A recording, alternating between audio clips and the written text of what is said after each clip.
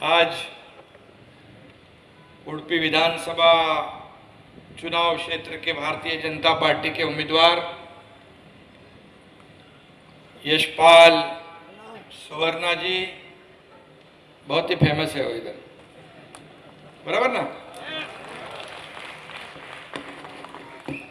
और यहाँ के सामाजिक कल्याण मंत्री श्रीनिवास पुजारी जी,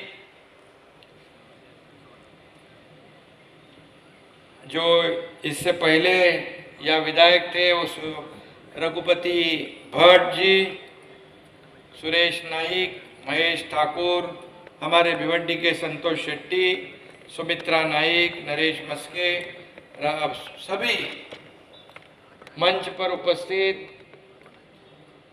हमारे उदय अन्ना भी है और उपस्थित सभी मान्यवर। और यहाँ इस विधानसभा के भारतीय जनता पार्टी के सभी कार्यकर्ता भाई और बहनों और सभी पत्रकार मित्रों, मैं कल से बेंगलोर से इस मैंगलोर में कई जगह पे कई उम्मीदवारों के प्रचार के लिए भी सब जगह गया, मंदिर का दर्शन भी हुआ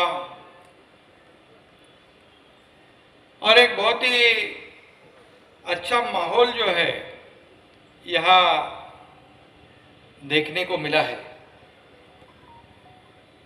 महाराष्ट्र और कर्नाटक सिर्फ एक दूसरे के पड़ोसी राज्य नहीं है।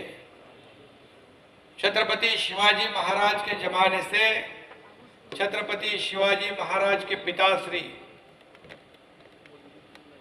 शाहजी राजे भोसले जी के जमाने से हमारा रिश्ता है। महाराष्ट्र के देवता विट्ठल को भी प्यार से कानडाऊ विट्ठलो ऐसे कहा जाता है। हमारी कई संस्कृति भी एक समान है।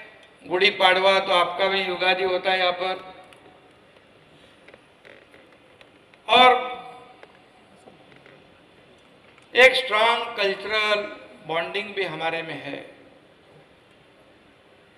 उडुपी के बहुत सारे यहाँ के व्यापारी, यहाँ के जन्मभूमि यहाँ है, तो मुंबई महाराष्ट्र कर्मभूमि है।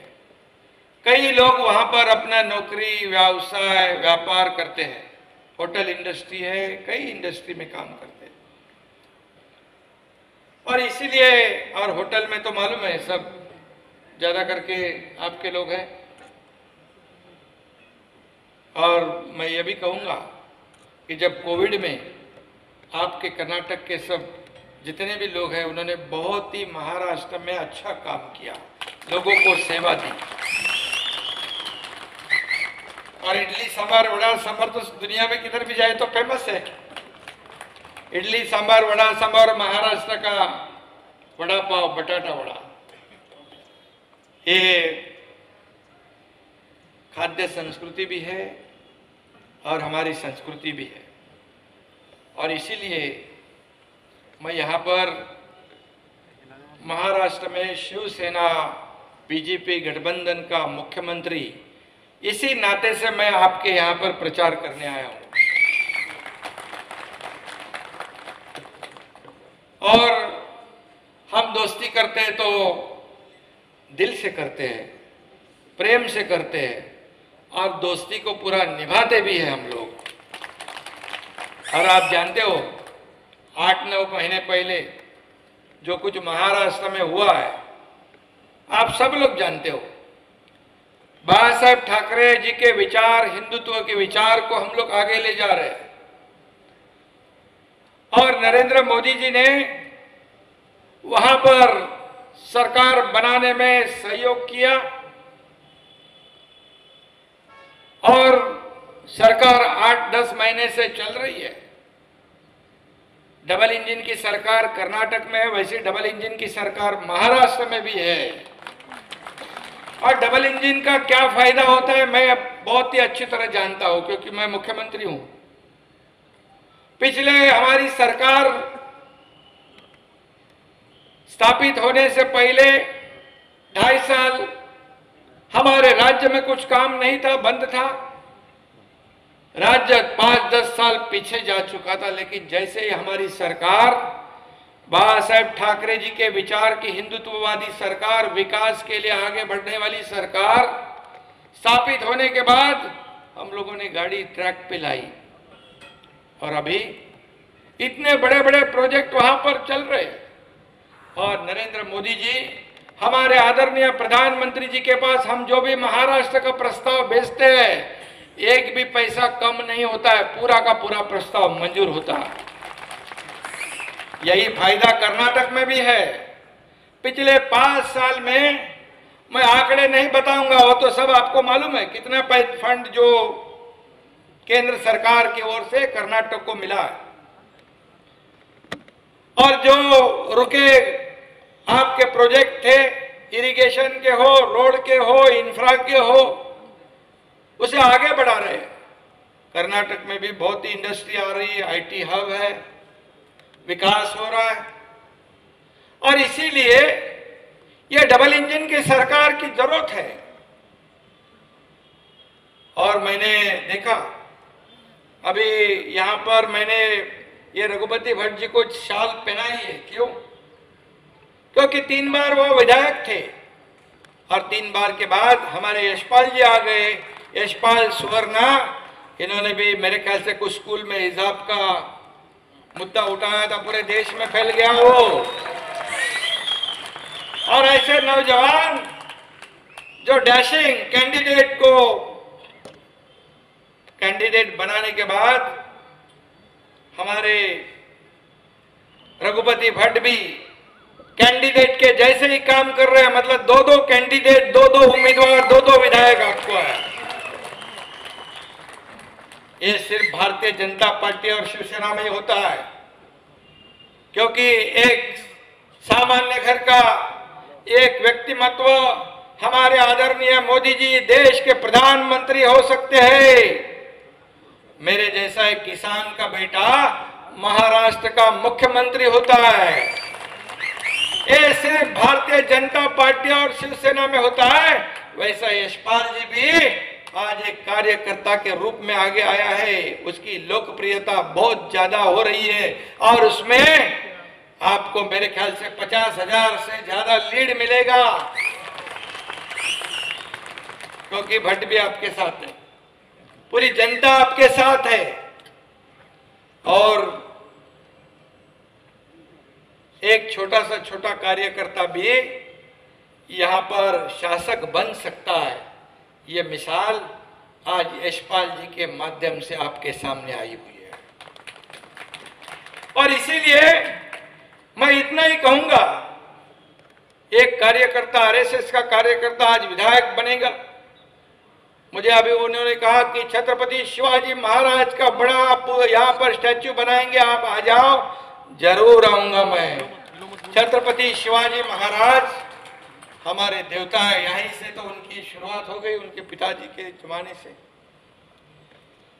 और जहां पर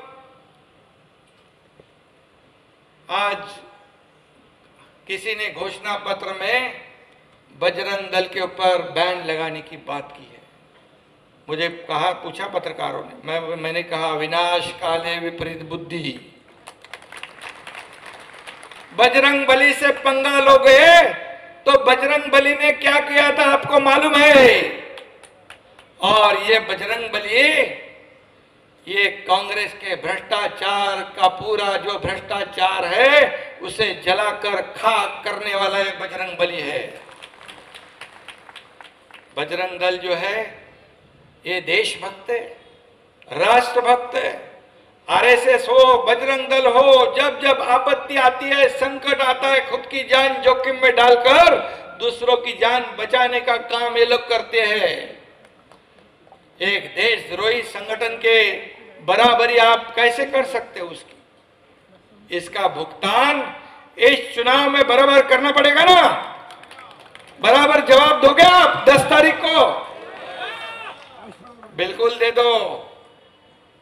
और मैं इतना ही कहूंगा, हिंदुत्ववादी संगठनों से कितनी जलन है, कितना द्वेष है, ये इससे दिखाई पड़ रहा है।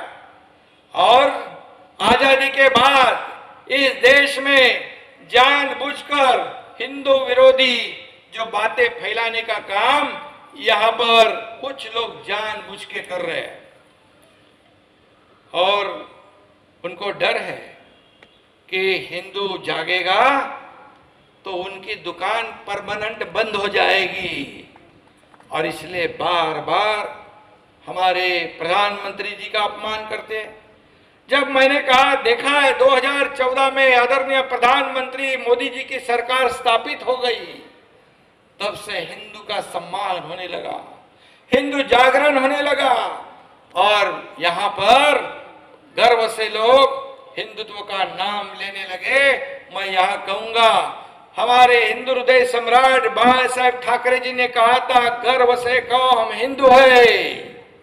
ये नारा देने वाले भी हुए, और इसीलिए यहां पर आज हम सब लोग बड़े गर्व के साथ हिंदुत्व का नारा देते हैं। और इसीलिए ये सब जानबूझकर सावरकर जी का अपमान जानबूझकर कर रहे हैं। ये कांग्रेस के लोग, ये राहुल गांधी विदेश में जाकर हमारे प्रधानमंत्री और देश की बदनामी करता है, ये तो कैसे चलेगा? आज प्रधानमंत्री जी का अपमान करते। आज प्रधानमंत्री जी बेंगलोर में जो रोड शो हो गया, लाखों लोग वहां पर आए थे, लाखों लोग। ये उनकी लोकप्रियता है, और इसीलिए उनकी लोकप्रियता विपक्ष को चुभ रही है, जलन हो रही है। हमारे प्रधानमंत्री जी ने हमारे देश का नाम पूरे दुनिया में रोशन कर दिया है। हमारे 11वें नंबर की अर्थव्यवस्था को 5वें नंबर पर लाने का काम हमारे आदरणीय प्रधानमंत्री जी ने किया है। उनको आप अपमान करते हो। हमारे G20 का प्रेसिडेंटशिप हमारे देश को निभाने का मौका मिला, हमारे लिए सबके लिए गौरव की बात है। जो कांग्रेस के लोग हमारे प्रधानमंत्री जी के बारे में जो अपमानजनक बात करते हैं, उसको आप सहन करोगे? उसका जवाब हमें 10 तारीख को देना है।